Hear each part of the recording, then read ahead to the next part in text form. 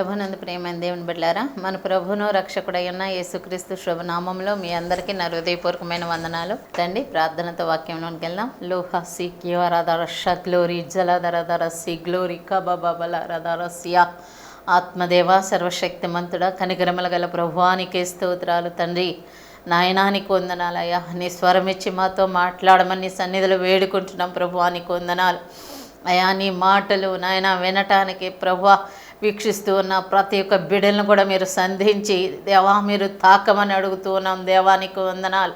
ఎవరికి ఏ విధమైన నాయన మాటలు అవసరమో, ఏ ఆదరణ అవసరమో దేవా అట్టి కృపచేత నీవు బలపరచండి నాయన. ఎవరు ఎటువంటి బంధకాల్లో ఉన్నారో అటువంటి బంధకాలన్నిటిలో నుండి విడుదల కలిగేలాగిన పరిశుద్ధాత్మ దేవానికి వందనాలు చెల్లిస్తూ మీరే నాయన ప్రతి ఒక్కరితో మీరు మాట్లాడి వెలుగై ఉన్న తండ్రి నీకు వందనాలు అయా. ఎక్కడ నీ స్వరం వినబడుతుందో అక్కడ నాయన అయా నీ యొక్క గొప్ప వెలుగును ప్రసరింపచేసి తండ్రి ప్రతి చీకటి కార్యాలని లయం చేయమని తండ్రి హిజల్ యుక్క బాబాల రాషారహ ఇచ్చి మనల్ని పాదశని చేర్చుకోమని మా రక్షకుడైన యేసుక్రీస్తు శక్తి కలిగిన నామంలో అడిగి వేడుకొని ప్రార్థిస్తున్నాము తండ్రి.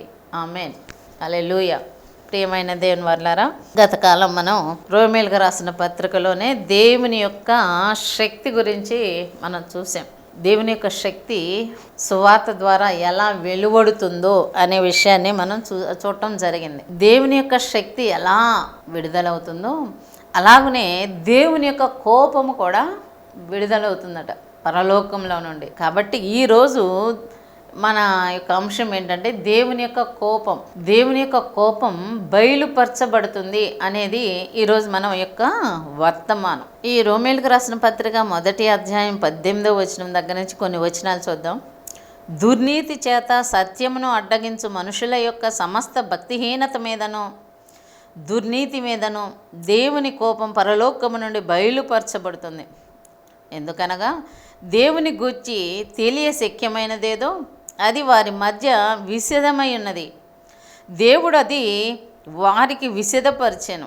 ఆయన అదృశ్య లక్షణములనగా ఆయన నిత్య శక్తియు దైవత్వమును జగత్తుత్పత్తి మొదలుకొని సృష్టింపబడిన వస్తువులను ఆలోచించుట వలన తేటపడుచున్నవి గనక వారు నిరుత్తులై ఉన్నారు.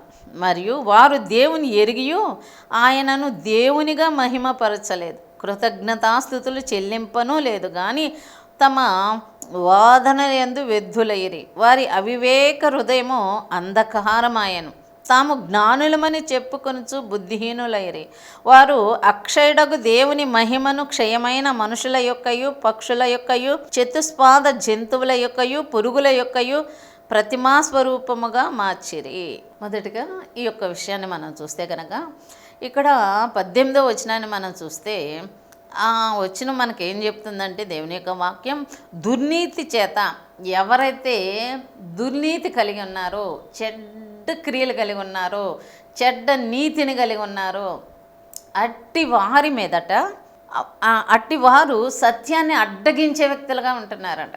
యేసుక్రీస్తు ప్రభు దేవుడు కాడు అని, ఆయన సువార్త చెప్పకూడదు అని, ఆయన గూర్చి మీరు ప్రవచించకూడదు అని, ఆయన గూర్చి మీరు పాడకూడదు అని, ఆయన సువార్త సభలు పెట్టకూడదు అనేసి, ఆయనని ఇక్కడ స్థలాల్లో మీరు ఆరాధన చేయకూడదు అని, ఆ యొక్క శబ్దం యేసు అనే శబ్దమే కానీ యేసు క్రీస్తుని గూర్చిన ఆరాధనే కానీ మాకు వినబడకూడదు అని చాలా విధానాల్లో ఈ దుర్నీతి చేత నింపబడిన వారు సత్యాన్ని అడ్డగిస్తున్నారట.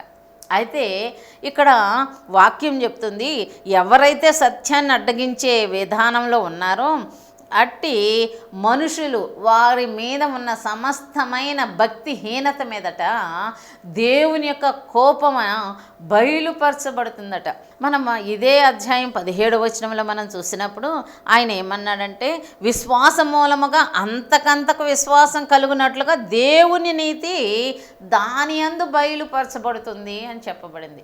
విశ్వాసం ఎవరిదైతే ఎక్కువగా అంతకంతకు పెరుగుతూ వస్తుందో అట్టి విధానంలో వారి యొక్క విశ్వాసము ద్వారా దేవుని యొక్క సత్యము, దేవుని యొక్క నీతి అనేది ఇట్టి విశ్వాసము ద్వారా, ఈ సువార్త ద్వారా మనుషుల జీవితాల్లో అది ప్రబలుతూ ఉందంట, బయలుపరచబడుతుందంట. ఇది కొంతమంది వ్యక్తులు మనం చూసినప్పుడు ఏం జరుగుతుంది, వీరు దేవుని యొక్క బిడ్డలు, దేవుని ఎరిగిన బిడ్డలు, వారిని చూసినప్పుడు వారి యొక్క ప్రవర్తన విధానాన్ని మనం పరిశీలించినప్పుడు దేవుని యొక్క క్రీస్తును పోలి కనబడుతూ ఉంటారు. దేవుని యొక్క సువార్త వారిలో నుండి వెలువడుతూ ఉంటుంది. వారి క్రియల్లో, వారి విధానంలో, వారి ప్రవర్తనలో, వారి యొక్క ప్రతి క్రియల్లో కూడా వారు ప్రేమించే విధానం, వారు సహించే విధానం, వారు ఓచుకునే విధానం, ఈ అన్నిటిలో కూడా ఈ యొక్క దేవుని యొక్క నీతి వారి యందు బయలుపరచబడుతూ ఉందట. దేవునికి స్తోత్రం, హల్లెలూయా. దేవుని యొక్క నీతి బయలుపరచబడే వ్యక్తులు ఉన్నారు. అలాగే దేవుని యొక్క కోపము కూడా పరలోకములో నుండి భక్తిహీనత మీద, దుర్నీతి మీద దేవుని యొక్క కోపం పరలోకము నుండి బయలుపరచబడుతుందంట. అయితే దేవుని యొక్క కోపం ఎలాంటి పరిస్థితుల్లో బయలుపరచబడద్ది అంటే ఇక్కడ దేవుని యొక్క వాక్యం ఉంది. అనేక మంది ప్రజలట 21వ వచనం మనం చూస్తే, వారు దేవుని ఎరిగియు ఆయనను దేవునిగా మహిమపరచలేదు, కృతజ్ఞతాస్థుతులు చెల్లింపను లేదు, కానీ వారు తమ వాదనల యందు వ్యర్థులయ్యిరి అని చెప్తున్నారు. ఇక్కడ దేవుని యొక్క కోపానికి వారు ఎందుకు గురయ్యారు అనేది మనం చూస్తే, వారట దేవుడు యేసుక్రీస్తు ప్రభువే దేవుడు, ఆయనే లోకరక్షకుడు అన్న విషయం వాళ్ళకి తెలుసట. తెలిసినప్పటికీ కూడా వారు హృదయంతో అంగీకరించకుండా, నోటితో ఒప్పుకోకుండా, వారు దేవునికి కృతజ్ఞతాస్తుతులు కూడా చెల్లించకుండా వారు వ్యర్థమైన వాదనలు పెట్టుకుంటూ ఆ యొక్క వాదనల ద్వారా వ్యర్థులుగా ప్రవర్తిస్తున్నారంట. ఒక పాయింట్. రెండో విషయమే మనం చూస్తే, వారు అవివేక హృదయము, అంటే వారు వివేకంగా ప్రవర్తించకుండా అవివేకంగా ప్రవర్తిస్తూ ఉంటారట. అయితే అప్పటికే అవివేకంగా ప్రవర్తించిన వ్యక్తులు అటువంటి వారి యొక్క హృదయం అంధకారంగా మారిపోతుందంట. వారి యొక్క హృదయము అంతకితం అవివేకంగా, ఇంకా మారతాడులే, అవివేకంగా ఉన్నాడు, ఇంకా వివేకవంతుడు అవుతాడు, ఇంకా బుద్ధి తెచ్చుకుంటాడు, బుద్ధిమంతుడుగా నడుచుకుంటారు, జ్ఞానం కలిగి నడుచుకుంటారు అని ఎదురు చూస్తూ ఉంటే వారి యొక్క స్థితి ఎలా ఉందంటే, అసలే అవివేకం, దానికి తోడు చీకటితో నిండిపోయిందంట వారి హృదయాలు. కాబట్టి వారి యొక్క అవివేక హృదయము అంధకారం అయిపోతుందట. ఇంకా మార్పు అనేది లేదు, కానీ మరింతగా వారు చీకటిలోకి వెళ్ళిపోతున్నారంట. వారు హృదయం నిండా చీకటితో నింపుకుంటున్నారట.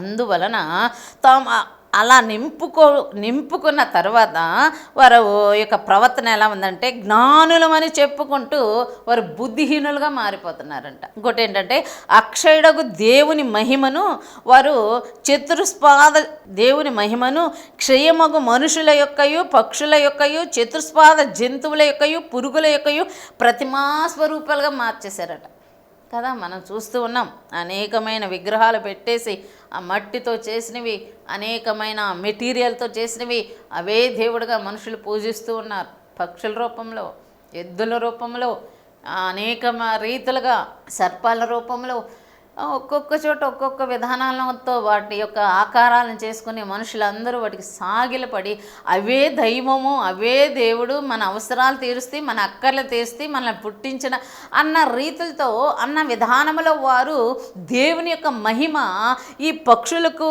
జంతువులకు, మనుషులకు, చతుస్పాద జంతువులకు, చివరికి పురుగులను కూడా వదలకుండా పురుగులను కూడా దేవుళ్ళుగా మొక్కుతూ ఉన్నారట. కాబట్టి అటువంటి విధానంలో దేవుని యొక్క కోపం వారి మీద రగులుతూ ఉంది. ఈ హేతువు చేత వారు తమ హృదయముల దురాశలను అనుసరించి తన శరీరములను పరస్పరం అవమానపరుచుకున్నట్లు దేవుడు వారిని అపవిత్రతకు అప్పగించెను. దేవుడు ఎప్పుడైతే మీకు దైవత్వం అంటే ఏంటో తెలియటం లేదా, దేవుడు అనేవారు ఎవరో మీరు ఇంకా గ్రహించలేదా అంటూ వెయిట్ చేసిన ఆయన ఇంకా వారు హృదయం అవివేకంతో ఉన్నవారు అంధకారంగా మారిపోతూ ఉన్నారు.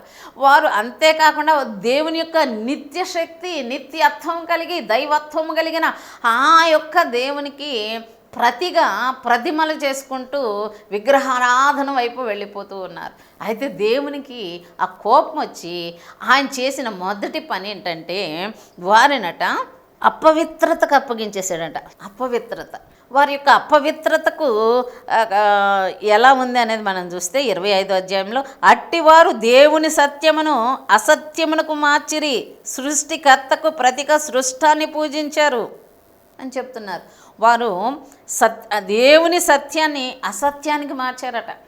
ఈయన దేవుడు, యేసే మన కోసం లోకరక్షకుడు, మన కోసం ప్రాణం పెట్టాడు, మన కోసం ఆయన శరీరంలో అనేకమైన దెబ్బలు గాయాలు పొంది మన కోసం సిలువ యాగమై తన ప్రాణాన్ని మన కోసం అర్పించి తిరిగి పునరుద్ధానుడై అనే ఆ విధానాన్ని వారు నమ్మకపోవటాన్ని బట్టి, అంతేకాకుండా దేవుణ్ణి దేవుడుగా అంగీకరించకపోవటాన్ని బట్టి దేవుడు వారిలో ఉన్న అవివేకం మరింతగా పెరిగిపోయి హెచ్చుగా పెరిగిపోవటాన్ని బట్టి వారు దైవత్వాన్ని అవమానపరిచి ఈ యొక్క విగ్రహాలను, పురుగులను, పక్షులను, జంతువులను, వాటికి దైవత్వాన్ని ఆపాదిస్తున్నారు. కాబట్టి అట్టి వారిని దేవుడు మొదటిగా అపవిత్రతకు అప్పగించాడట. అలా అపవిత్రతకు అప్పగిస్తే వారు ఎలా ప్రవర్తించారంటే 26వ వచనాన్ని మనం చూస్తే, అందువలన దేవుడు తుచ్చమైన అభిలాషలకు వారిని అప్పగించెను. మొదటిగా అపవిత్రతకు అప్పగించేశాడు దేవుడు. తర్వాత తుచ్చమైన వాటికి, చిన్ని వాటికి వారిని అభిలాషలకు వారిని అప్పగించేసాడంట. ఆ చిన్ని సంతోషాలకి సాటిస్ఫై అయిపోతూ అలా జీవితాన్ని గడిపేస్తారే కానీ నిజమైన దైవత్వాన్ని, నిజమైన దేవుణ్ణి మేము ఎరిగి ఉన్నాము కాబట్టి ఆ నిత్య రాజ్యానికి మేము వెళ్ళాలి, ఈ లోకం కేవలం అశాశ్వతమైనది, అక్షయమైనది, వాడబారనది, మహిమ కలిగినది, ఆ పరలోక రాజ్యానికి మేము చేరాలి, మేము అక్కడ నిత్యము జీవించాలి అన్న ఆశ వారిలో పోయి ఆ యొక్క ఆశ ఆలోచనలు వారిలో ఏమాత్రం లేకుండా వారు కేవలం తుచ్చమైన వాటికి ఏసావు ఆ యొక్క తుచ్చమైన కొద్దిపాటి ఆహారం కోసం ఆశపడి జ్యేష్ఠత్వాన్ని అమ్మేసుకున్నాడు. ఇక్కడ ఈ చిన్ని వాటి కోసమే వారి జీవితాలను నాశనం చేసుకునేటట్లుగా వారి జీవితాలు వెళ్ళిపోతున్నాయి. అంతేకాకుండా అటువలే పురుషులు కూడా స్త్రీ యొక్క స్వాభావికమైన ధర్మాన్ని విడిచి పురుషులు అవాంఛమైనది చేయుచు తమ తప్పిదములకు తగిన ప్రతిఫలాన్ని పొందుచు ఒకరి ఎడల ఒకరు కామాప్తులయ్యరే. అయితే వీళ్ళు స్వాభావిక ధర్మాన్ని వదిలిపెట్టేసి అవాంఛమైన కార్యాల్లోనికి అప్పగించబడ్డారట. కాబట్టి ఈ అనేక చోట్ల మనం చూస్తున్నాం, స్త్రీలు మ్యారేజ్ చేసుకోవటం, పురుషులు మ్యారేజ్ చేసుకోవటం, వారు కలిసి సాంగత్యాలు చేయటం, ఇదంతా కూడా అటువంటి వారిని మనం చూసినప్పుడు వారందరూ కూడా నరకానికి పాత్రులు అని వాక్యం చెప్తుంది. అంతేకాకుండా వారు దేవుడు అప్పగించేశారు వాళ్ళని అవాంఛనకరమైన కార్యాలు చేయటానికి, అపవిత్రతకు దేవుడే అప్పగించేశాడట. ఇంకా కొన్ని విషయాలు మనం చూస్తే 28వ వచనాన్ని చూస్తే, మరియు వారు తమ మనసులో దేవునికి చోటీయనొల్లక పోయిరి గనక చేయరాని కార్యాలు చేయుటకు దేవుడు భ్రష్ట మనసుకు వారిని అప్పగించాను. ఇంతకుముందు చూసినప్పుడు దేవుడు వారిని దేవుని యొక్క కోపం అపవిత్రతకు అప్పగించబడ్డారు. తర్వాత వారు తుచ్చమైన అభిలాషలకు అప్పగించబడ్డారు. తర్వాత వారు ఇక్కడ చూస్తే భ్రష్ట మనసుకి అప్పగించబడ్డారు. ఒకటి ఉండకుందని వారు జారిపోతూ నరకానికి మరణానికి పాత్రులు అవుతున్నారు. కాబట్టి వారు మనసుల్లో దేవుని గూర్చిన ఆలోచన అసలు ఉండటం లేదట, దేవునికి మనసు ఇవ్వటం లేదట, ఆ దేవుని యొక్క వాక్యం వారి హృదయాల్లో ఏమాత్రం ఉండటం లేదంట. ఒక్కసారి ఆలోచించండి ప్రియమైన దేవుని సంగమా, దేవుని యొక్క వాక్యం నాలో ఉందా? దేవుని యొక్క వాక్యానికి నేను లోబడుతున్నానా? దినదినము నా దేవుని సన్నిధి యొక్క ప్రసన్నత నేను కోరుకుంటున్నానా? ఆయనతో నేను గడుపుతూ ఉన్నానా? ఆయన ముఖ కాంతి నా మీద ప్రకాశిస్తూ ఉందా? జీవగ్రంథాన్ని ధ్యానిస్తున్నానా?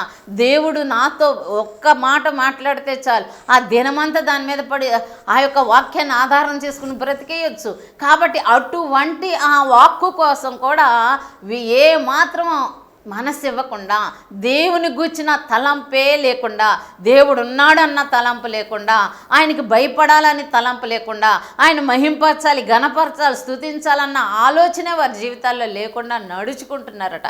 కాబట్టి దేవుడు అట్టి విషయాలను చూసి ఇక వేరేని భ్రష్టత్వానికి అప్పగించేశారట. సో ఆ యొక్క భ్రష్టత్వం యొక్క క్రియలు ఎలా ఉంటాయి అంటే మనం చూస్తే, అట్టివారు సమస్తమైన దుర్నీతి చేత, దుష్టత్వము చేతను, లోభము చేతను, ఈర్ష్య చేతను నిండుకుని మత్సరమును, నరహత్య, కలహము, కపటము, వైరము వాటితో నిండిన వారే కుండెగాండ్రును, అపవాదకులను, దేవద్వేషులను, హింసకులను, అహంకారులను, బింకములాడువారును, చెడ్డ వాటిని కల్పించువారును, తల్లిదండ్రులకు అవిధేయులను, అవివేకులను అని ఇక్కడ ఒక లిస్టే ఇచ్చేసారు. సమస్తమైన దుర్నీతి చేత నిండుకుంటారట. దేవుని యొక్క వాక్యముతో నిండుకోవలసిన వారు, దేవుని యొక్క శక్తితో నిండుకోవలసిన వారు, దేవుని యొక్క ఆ వాక్కు చేత, చిత్తమ చేత లోబడవలసిన వారు దేని చేత లోబడుతున్నారంటే భ్రష్టత్వానికి లోబడిపోయి, ఆ భ్రష్టత్వానికి తగిన ఆ క్వాలిటీస్ ఏంటి అంటే ఒక పెద్ద లిస్టే ఇవ్వబడింది. సమస్తమైన దుర్నీతి వాళ్ళ ఉంటుందంట, దుష్టత్వం వాళ్ళ ఉంటుందంట, లోభం ఉంటుందంట, ఈర్ష్య, ఇవన్నీ కూడా మీరు ఒకసారి చదవండి. ఈర్ష్య చేత నిండుకొని మత్సరము, మన క్రైస్తవులలో, దేవుని ఎరిగిన వారిలో, దేవుని చిత్తాన్ని జరిగించే వారిలో ఇలాంటి లక్షణాలు ఏమైనా ఉన్నాయా అని ఒక్కసారి ప్రతి వ్యక్తి కూడా పరిశీలన చేసుకుంటే, ఉంటే కనుక అది ఏరిపారేయండి. బియ్యంలోంచి గెడ్డలను ఎలా ఏరేస్తామో, గెడ్డలను, రాళ్లను, ఒడ్లను ఏరి ఎలా పారేస్తామో, అలాగే మన హృదయాల్లో ఏముంది, ఇటువంటి నాలో ఏమైనా ఉన్నాయా అని ఒక్కసారి ప్రతి వ్యక్తి కూడా పరిశీలన చేసుకోవాలట. కాబట్టి ఇక్కడ ఈర్ష్య అనేది మనుషుల్లో ఉండకూడదు అని చెప్తున్నారు. మత్సరము, కొంతమంది ఇతరులని తిట్టలేకపోతే వారిని వారే తిట్టుకుంటారు, వాళ్ళే శపించుకుంటారు, వారినే దూషించుకుంటూ ఉంటారు, వారి బ్రతుకునే అసహించుకుంటూ ఉంటారు. అది కూడా పాపమేనంట. ఒకవేళ మీరు అలాంటి ఎవరైనా వీక్షిస్తున్న వారు అలాంటి మనసుంటే వెంటనే అది తొలగించుకోండి. ఎందుకంటే అది ఆ విధానం దేనిలో ఉంది అంటే భ్రష్టత్వంలో ఉంది. భ్రష్టత్వంలో ఉన్నవారు దేవుని యొక్క కోపానికి గురైన వ్యక్తులు. కాబట్టి ఇందులో ఏ విషయంలోనైనా మీకు ఉన్నవేమో అనేది ఆలోచన చేసుకుని దాన్ని తొలగించుకోవటానికి ఇది మొదలుగా మీ యొక్క నడుములు కట్టుకోండి, మీ మనసును స్థిరపరచుకోవాల్సిందిగా దేవుడి దినాన మాట్లాడుతూ ఉన్నారు. కాబట్టి మత్సరము, నరహత్య, వాళ్ళని తిట్టుకోగలిగితే తిట్టుకుంటారు, లేదంటే ఇతరులను చంపడానికి కూడా వారు ఏమాత్రం వెనకాడరట. కలహము, ఎల్లప్పుడూ పోట్లాడటానికి రెడీగా ఉంటారు. కపటము, వారు మాట్లాడేది ఒకటి, చేసేది ఒకటి, చెప్పేది ఒకటి, వారి మనసులో ఉండాది ఒకటి, అలా ప్రతి విషయంలో కూడా కపటముతో నిండిపోయి ఉంటారట. అంతేకాకుండా అపవాదికులను, ఇతరుల మీద అనేకమైన నిందలు వేసేవాళ్ళు, దేవద్వేషులు, దేవుని యొక్క దైవత్వాన్ని ద్వేషించేవాళ్ళు. దేవుడు ఏం చేసాడులే, దేవుడు చూస్తున్నాడా, దేవుడు ఉంటే ఇలా ఎందుకు జరుగుద్ది, లోకమంతా పాపంతో నిండిపోయింది, తాను వారిలో ఉన్న పాపపు లక్షణాలు, ఈ భ్రష్టత్వ లక్షణాలు, వ్యభిచార లక్షణాలు అవి వారిలో నుండి తీసివేసుకోవటం చేతకాక సమాజం మీద పడతారు. దేవుని యొక్క దైవత్వాన్ని అవమానపరిచే విధానంలో వారి యొక్క ప్రవర్తన యావత్తూ ఉంటుంది. కాబట్టి దైవదేశులను ఇటువంటి వారు దేవుణ్ణి దూషించటం, దేవుణ్ణి అసహించుకోవటం, దేవుడు ఏం చేసేళ్ళే అంటాం, వారిని దేవుని నీతి కంటే వారి యొక్క నీతి ఎక్కువగా ఎంచుకోవటం, ఆయన కంటే దేవుడు చేసేదేంటి, ఇదంతా నా కష్టం, ఇది నా యొక్క ప్రయాస అంటూ వారిని ఘనపరుచుకునే విధానం. ఇటువంటి వ్యక్తులు ఉంటే కనుక మీరు వెంటనే జాగ్రత్త పడండి. ఆ స్థలాల్లో ఉండకండి, ఆ వ్యక్తులతో సవాసం చేయకండి. ఎందుకంటే వాళ్ళ ఉన్న భ్రష్టత్వము మిగిలిన వారిలో కూడా ప్రవహించే విధానం ఉంది. కాబట్టి జాగ్రత్తగా ఉండాలట. అయితే ఇక్కడ అంటున్నారు, హింసకులను, అహంకారులను, ఇటువంటి భ్రష్టత్వానికి గురైన వారు ఇతరులను హింసిస్తూ బాధ పెడుతూ వారిని అనేక రీతిలుగా, వారు హింసించేది ఎవరిని, దేవుని బిడ్డలనే. వారు తిరిగి మాట్లాడరు, ఓర్చుకుంటారు, సహిస్తారు, కుట్టినా తిట్టినా వారు అవమానపరిచినా దేవుడే చూసుకుంటారే అని వెళ్ళిపోతారు కదా. కాబట్టి అట్టి వారిని హింసించడానికి ఏమాత్రం వెనకాడరట. హింసించే విధానం, అహంకారంగా ప్రవర్తించటం, బెంకములాడేవారు, చెడ్డ వాటిని కల్పించువారు. ఇవన్నీ కూడా ఎవరి లక్షణాలు అంటే భ్రష్టత్వానికి మూలం. ఈ భ్రష్టత్వం దేనికి దారితీస్తుంది? దేవుని యొక్క కోపం ఎవరి మీదైతే ఉందో వారిని దేవుడు భ్రష్టత్వానికి అప్పగిస్తారట. చూస్తాడు, ఓర్చుకుంటాడు దేవుడు. అయ్యో, వీరి కోసమే కదా నా ప్రాణం పెట్టింది, వీరి కోసమే కదా నా అమూల్యమైన రక్తాన్ని చిందించి వీళ్ళ కోసమే కదా, వీరి కోసమే కదా నా చేతులు గాయాలు, వారి కోసమే కదా దినమెల్లా నా చేతుల్ని చాపుతున్నాను అని దేవుడు ఓర్చుకుని అయినప్పటికీ కూడా అవివేకంగా ఉన్నవారు వివేకంలోకి వస్తారు, దేవుని యొక్క భయంలోకి వస్తారు, దేవుని యొక్క జ్ఞానానికి లోబడతారు, దేవుని యొక్క దైవత్వాన్ని చూసి వారు అప్పటికైనా బుద్ధి తెచ్చుకుంటారు అని దేవుడు ఎదురు చూస్తుంటే, కానీ వారి యొక్క హృదయం మరింత అంధకారంలోకి వెళ్ళిపోయింది. దేవుడికి మరింత కోపాన్ని తీసుకొచ్చింది. దేవుడు వారిని అపవిత్రతకు అప్పగించాడు, తుచ్చమైన అభిలాషలకు అప్పగించేశాడు. తద్వారా మరింతగా ఇంకా వారి జీవితాలు మరింతగా ఘోరంగా మారేటప్పటికి భ్రష్టత్వానికి అప్పగించేశాడు. ఈ యొక్క భ్రష్టత్వంలో ఉన్న వ్యక్తులు ఇతరుని హింసిస్తారు, బాధ పెడతారు. అంతేకాకుండా ఈర్ష్య ఉంటుంది, ఇతరులను చూసి ఏమాత్రం ఓర్చుకునే స్వభావం ఉండదు.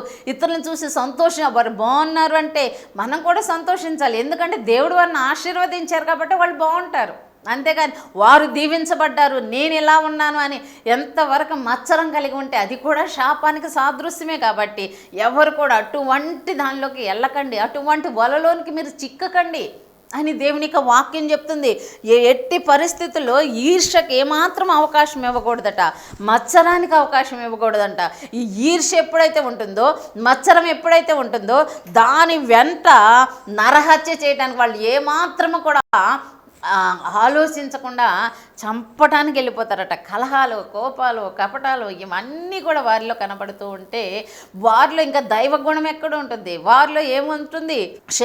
అపవాది క్రియలతో వారు నిండిపోయి ఉంటారు. కాబట్టి దేవుడు వారిని అంటున్నారు. ఇంకా ఆ లిస్టులో ఇంకా కొంతమంది ఉన్నారు. అహంకారులు, బెంకములాడువారు, చెడ్డవాటిని కల్పించువారు అని చెప్తూనే ఇక్కడ ఇంకొక మాట చెప్పబడింది, తల్లిదండ్రులకు అవిధేయులు అని రాయబడింది. ఈ లోకంలో చాలామంది తల్లిదండ్రుల విషయాల్లో అందరూ అనేక మంది బాగా చూసుకుంటున్నారు, ఇంకా అనేక మంది కూడా తల్లిదండ్రుల విషయంలో నిర్లక్ష్య స్వభావం కలిగి అవిధేయులుగా ప్రవర్తిస్తూ ఉన్నారట.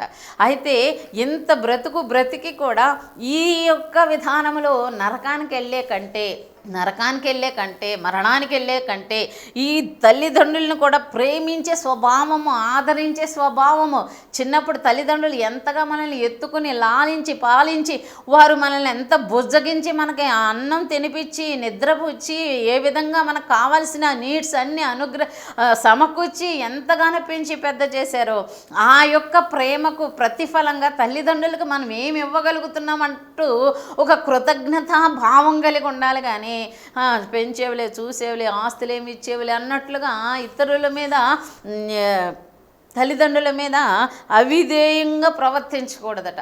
అలా ప్రవర్తిస్తే కనుక అట్టి వారికి కూడా ఈ యొక్క భ్రష్టత్వంలో ఉన్నట్టేనట.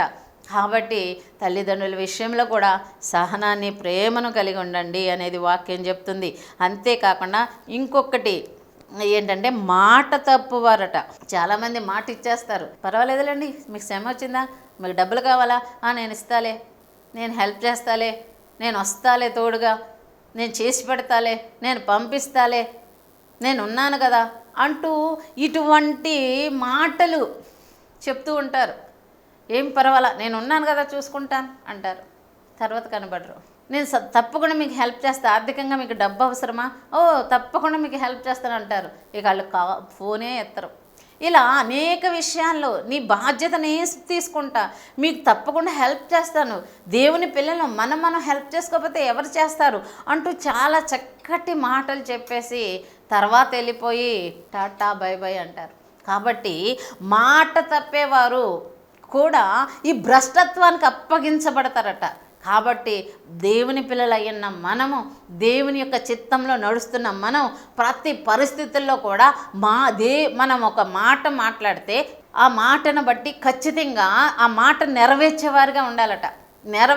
ఇతరులకి మనం సహాయంగా ఉంటాము అని చెప్పి కూడా చేయలేని పరిస్థితి మనకు కూడా వచ్చినప్పుడు, అయ్యో నేను అలా మాట ఇచ్చాను, నేను చేయలేకపోతున్నాను అనేసి ఆ యొక్క పరిస్థితిని చెప్పి వారి యొక్క జీవితాన్ని కొనసాగించాలి. అప్పుడు వారు దేవుని యొక్క కోపానికి గురి కాకుండా ఉంటారు అనేది దేవుని యొక్క వాక్యం చెప్తుంది. ఇట్టి కార్యములు అభ్యసించువారు మరణమునకు తగినవారు అను దేవుని న్యాయ విధిని వారు బాగుగా ఎరిగియు వాటిని చేయుచున్నారు. ఇది మాత్రమే కాక వాటిని అభ్యసించు వారితో సంతోషంగా సమ్మతిస్తున్నారు అని చెప్తున్నారు. ఇట్టి కార్యములు అభ్యసించువారు మరణమునకు తగినవారు అని చెప్తున్నారు. అదేంటి, ప్రతి వానికి భూమి మీద పుట్టిన ప్రతి వారు మరణించటం తథ్యం కదా అనుకోవచ్చు. కానీ ఇక్కడ వాక్యము శరీర సంబంధమైన మరణం గురించి మాట్లాడతలేదు, కానీ ఆత్మ సంబంధమైన మరణాన్ని గురించి మాట్లాడుతున్నారు. ఇక నిత్య అగ్ని, ఆరని అగ్ని, ఆ యొక్క అందులో ఆ నరకాగ్నిలోకి వెళ్తారు. అట్టి మరణానికి మీరు పాత్రులు అని దేవుని యొక్క వాక్యం చెప్తుంది. కాబట్టి ప్రియ దేవుని బిడ్డలారా, ఈ యొక్క ఒక లిస్ట్ ఇవ్వబడింది. కాబట్టి భ్రష్టులకు, దేవుని యొక్క కోపానికి గురైన వ్యక్తుల యొక్క జీవిత విధానం ఎలా ఉంటుంది అనేది ఇక్కడ చెప్పబడింది. కాబట్టి ఇందులో ప్రతి వ్యక్తి కూడా ఇందులో నాలో ఏమన్నా ఉన్నాయని పరీక్షించుకుని దాన్ని తొలగించుకుని దేవునికి మరింత ఇష్టలుగా కావాలని కోరుకుంటూ ఈ మాటలు ముగిస్తున్నాను. ప్రార్థన చేసుకుందాం.